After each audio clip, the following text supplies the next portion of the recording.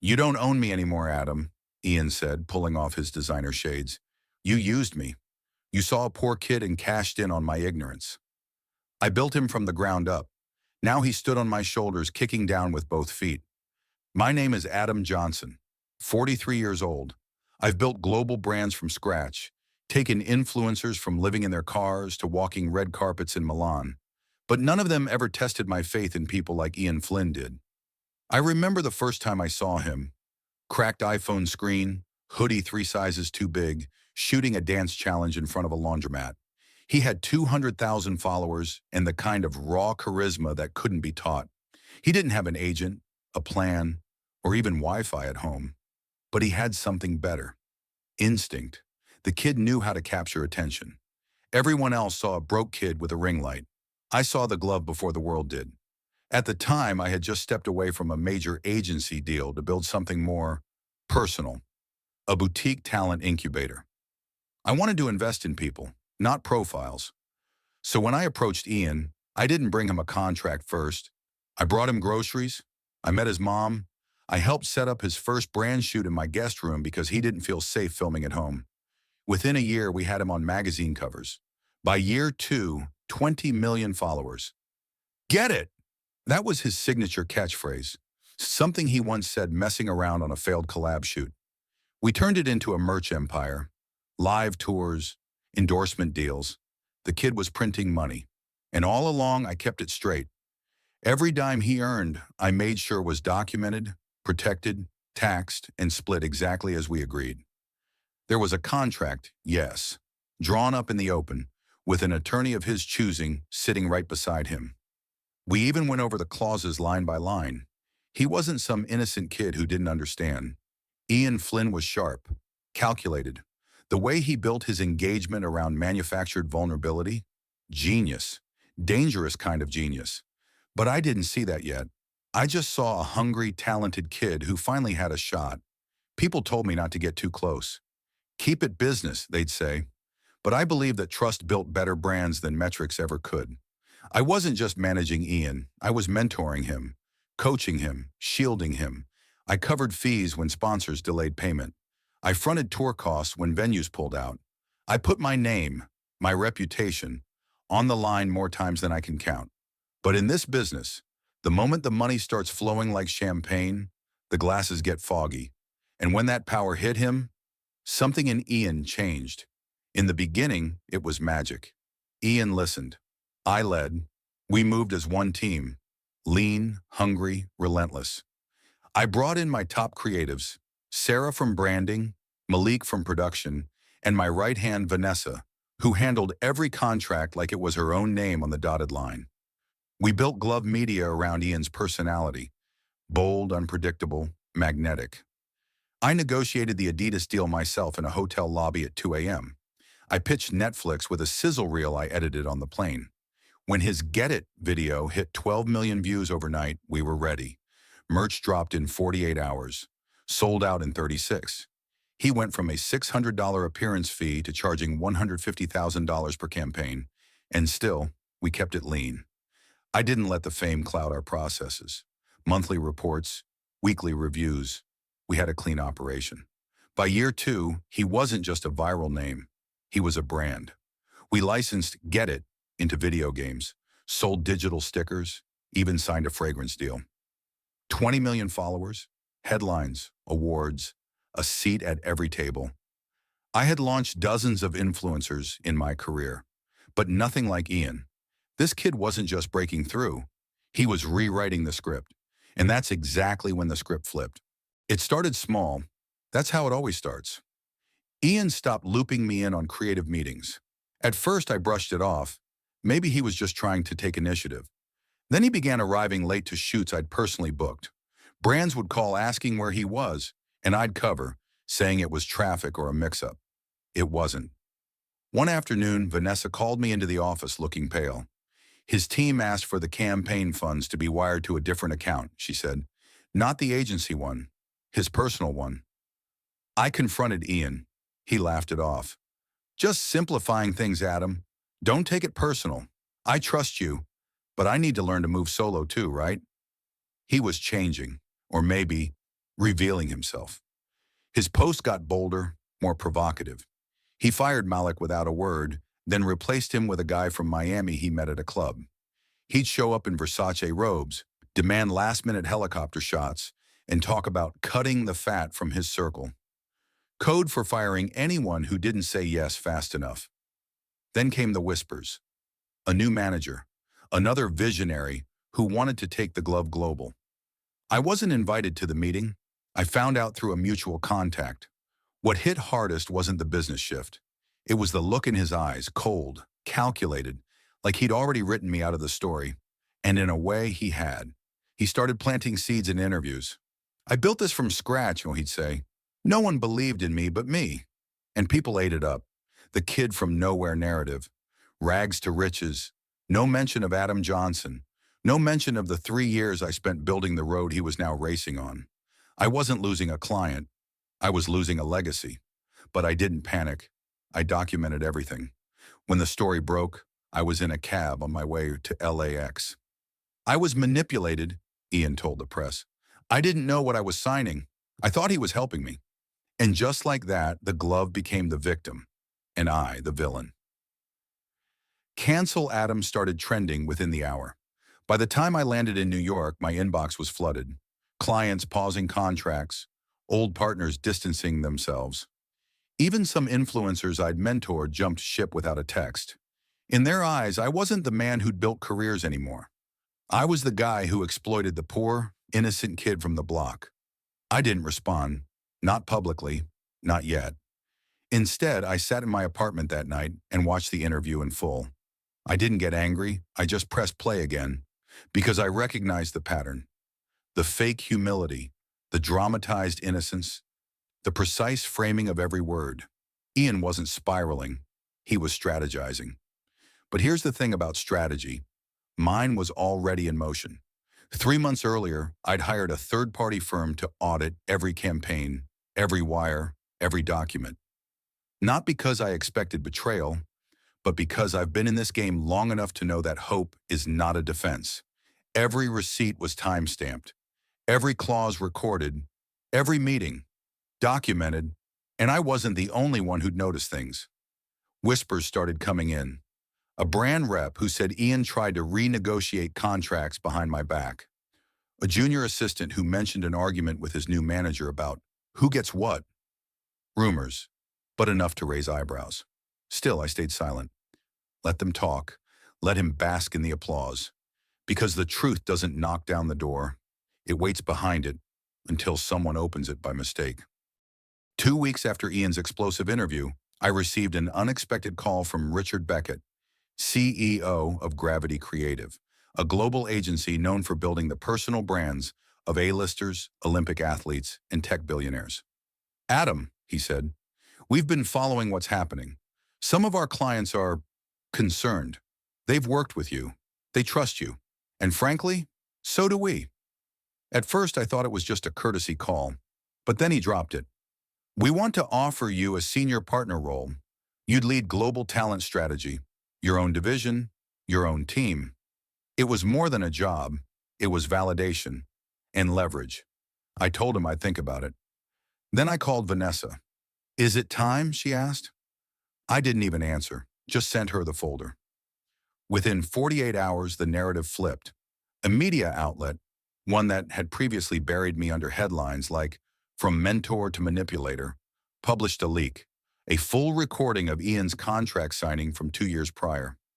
The footage showed him seated next to his own attorney, nodding through each clause, laughing at the revenue projections, even asking questions about royalties and international usage rights.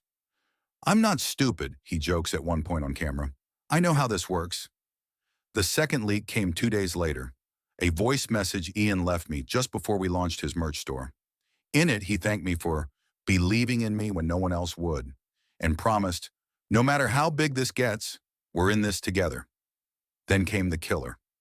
Screenshots of internal messages between Ian and his new management team, discussing how to spin the underdog narrative and distance from the old man while we have media momentum.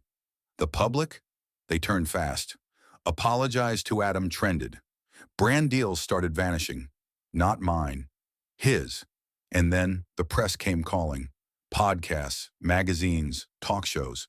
They all wanted me to speak, to retaliate, to expose him further. I did one interview, just one. "Did Ian Flynn lie?" the host asked.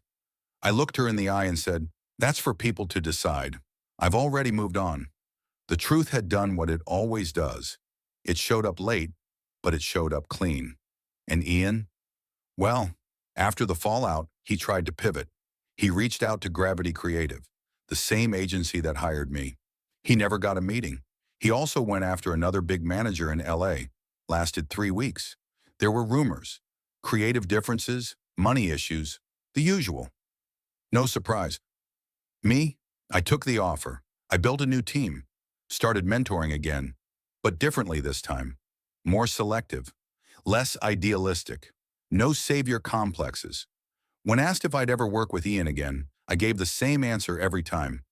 I have nothing to say to him, because sometimes silence isn't weakness. It's the sound of the page turning. It didn't happen all at once. Collapse never does.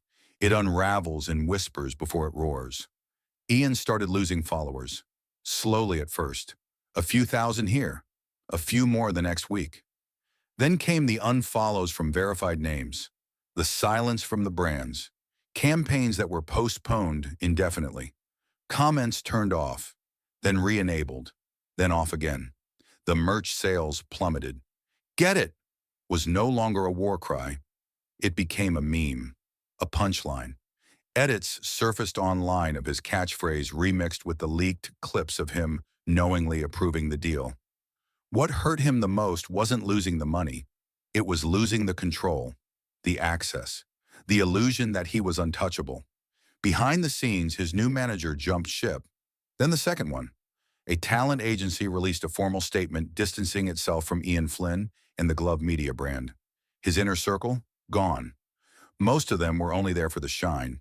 When he finally went live to set the record straight, barely 8,000 people tuned in. A man who once commanded millions with a wink and a phone camera, now pleading with pixels. "It's not what it looks like," he said, but by then it was. And I never said a word. I got a letter from his lawyer. Informal, desperate. "Would you be open to a private conversation between the two parties?" I forwarded it to legal with 3 words. No further action. People asked why I didn't sue for defamation, for damages, for everything he cost me. Truth is, I didn't need to, because Ian Flynn destroyed himself far better than I ever could. It was supposed to be a documentary about digital fame, a behind-the-curtain look at the rise of influencer culture. Ian signed on thinking it would revive his image, show him in a new light, reclaim the sympathy he'd lost. Instead, it buried him. The production team got access to everything. Archived footage, back-end data, contracts, and unreleased recordings. And they weren't under his control. What aired wasn't a redemption arc. It was a timeline of calculated deceit. It opened with a montage of Ian's rags-to-riches story. The broken iPhone, the laundromat videos, the raw talent. But then came the shift. Recordings of strategy meetings where Ian discussed how to weaponize his past.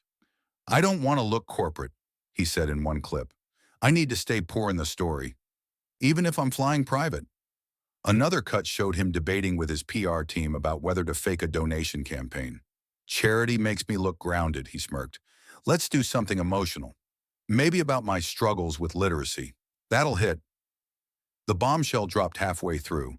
A deposition from his own former attorney, confirming Ian had full legal guidance before signing any contracts with me. Ian was not only aware of the terms, she said, he negotiated them. He even suggested amendments. The footage went viral. Memes, duets, reaction videos. The same audience that once screamed, "Get it!" in support now echoed it in mockery. He became a symbol, not of inspiration, but of fabrication. What hurt most, people said, wasn't that he manipulated the system. It's that he used the narrative of poverty and innocence like a prop. Something millions of people live for real. And me? I watched it from my lake house. Just me, a glass of wine, and silence. Vanessa called after it aired. "You've been vindicated," she said. But it didn't feel like victory, because while the world saw this as karma, I saw it as confirmation that I was right to be cautious, that the gut feeling I had when Ian started skipping meetings, shifting money, dodging accountability, it wasn't paranoia, it was preparation. When asked in a follow-up podcast if I had a message for Ian Flynn, I answered plainly, no message, just a boundary. Because at some point, the best revenge is no longer needing one. When the noise faded, I was still here. No press junket, no victory lap, just early mornings, clean coffee, and a quiet office overlooking the city I helped shape. I took the offer from Gravity Creative, but I didn't just walk into the role. I rewrote it. I told them I'd only come on board under one condition. We do it my way. No shortcuts, no overnight fame formulas, no fake stories to manufacture relatability. My division wouldn't build influencers. We'd build legacies, and they agreed. I brought Vanessa back. She now runs legal and ops. Hired two young strategists from underrepresented backgrounds, not because it was trendy, but because they were brilliant. I wanted voices at the table who'd never been heard before, people who wouldn't get lost in the spotlight or drunk on it. Our first launch was a bilingual mental health creator from Arizona. She'd been rejected by every agency for being too niche. We built her into a TED speaker in under 9 months. Next came a retired NFL player turned fatherhood coach, then a chef from New Orleans who taught history through food. We didn't just help them grow, we helped them anchor. Every contract we signed came with financial mentorship, legal briefings, burnout protection. I told each one of them the same thing on day one. If you're here for fame, go somewhere else. If you're here to build something that still matters 10 years from now, we'll move mountains for you. And people noticed. Brands who ghosted me during the Ian storm, they came back, quietly, respectfully. One even apologized. But I didn't gloat, because I'd changed too. I no longer chased headlines. I chased alignment. I stopped trying to prove myself to people who never took the time to know me. In one leadership retreat, someone asked, "What's your biggest takeaway from the whole Ian saga?" I said it without thinking. Don't confuse talent with character. One gets you followers. The other keeps you whole. I'd spent years trying to fix someone who never wanted to be whole, just famous. Now I was pouring that same energy into people who were ready to lead with truth, not tactics. And the funny part? Without saying a word about Ian, my silence became the loudest message of all. The invitation came quietly. No cameras, no press release. Just an embossed envelope on my desk with the Gravity seal and a short note. Adam, we need your leadership. Let's build something bigger. It wasn't about a promotion. It was about control. The board wanted me to oversee the merger of 3 divisions, talent, brand development, and strategic partnerships, into a single powerhouse under my direction. Global reach, full autonomy, a seat at the executive table. In other words, they were offering me the wheel. I took a week before responding, not because I had doubts, but because I knew what saying yes would mean. It wasn't just a title, it was responsibility. It meant setting the tone for an entire industry hungry for speed and shallow wins. It meant defining what integrity at scale looked like. And truthfully, I was ready. But I made one thing very clear in the meeting. I'm not here to exploit dreams. I'm here to build systems that protect them. No more unchecked egos. No more fame over foundation. I laid out a structure where creators had shared equity, where managers signed ethics agreements, where talent went through mentorship before launching. Some execs pushed back. It's too idealistic. I looked at them and said, so was justice until it showed up. They backed off. And just like that, the man they once labeled a manipulator became the architect of a new standard. Funny, isn't it? The same industry that nearly erased me now hands me the blueprint. I didn't use the moment to gloat. I didn't rewrite history. I didn't call out names. But people remembered. Even Ian. He reached out, indirectly, through one of his old PR agents. Said he wanted to talk. That he was in a better headspace now. That he understood things differently. I sent a message back. No hard feelings. But I'm not in the business of recycling what broke me. Because the truth is, some bridges aren't meant to be rebuilt, And some offers of power only matter when you no longer need them to feel powerful. It was surreal walking back into that building. Same address, same glass doors, same lobby that once echoed with whispers after Ian's public betrayal. Back then, I left with headlines at my back and doubt in my shadow. Now, I walked in as the new head of strategic global operations for Gravity Creative, and nobody said a word, because they didn't have to. The silence had shifted. The receptionist, who once avoided eye contact, smiled and stood up as I passed. The intern who watched me get iced out 2 years ago offered to grab my coffee, not out of fear, but respect. My office was 3 floors above the room where I first defended myself in front of the board. It had a view of the skyline now, clean, uncluttered. The kind of space that doesn't scream for attention. It owns it. And the irony? The conference room where I was once indirectly labeled a liability now bore my name, the Johnson Room. No ceremony, no ribbon cutting, just a quiet plaque on the door. I didn't post about it, didn't announce it. I didn't need the noise, because real power doesn't need applause. But people noticed. The same brands that once ghosted me were now requesting strategy sessions. The same executives who had forwarded Ian's lies without question were now quoting my leadership principles in internal memos. One afternoon, I passed by a small team rehearsing for a brand pitch. A junior strategist stopped mid-sentence when she saw me. She looked nervous. "Sorry, I didn't think... we didn't expect you to be on this floor." I just smiled. "Don't worry, keep going. I'm just listening." Because I wasn't there to prove anything. I was there to build quietly, efficiently, with the kind of grace that only comes from walking through fire and coming out cleaner, not colder. The people who once turned their backs? I didn't need revenge. Their silence when I walked in said everything. And Ian? Some say he's trying to stage a comeback, rebranding, podcasts, motivational quotes. But the algorithm changed, and the story changed with it.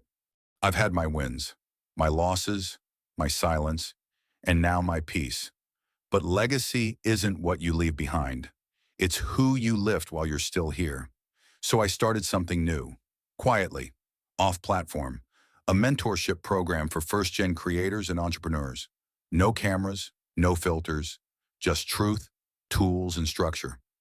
We don't promise fame. We teach foundation. They come in thinking they need followers. I show them they need a contract lawyer, a savings plan, a team that says no more than yes. Some days I sit across from a wide-eyed 19-year-old who reminds me of Ian, full of talent, ambition, and chaos. And I give them something I never gave him: boundaries first, then belief, because that's the real legacy. Not the name on the building, not the trend, but the people who rise without stepping on anyone. I used to think my worth had to be defended. Now I know. Truth defends itself. The real ones don't clap the loudest. They stay when the noise dies. And value, it doesn't beg to be seen. It just lasts.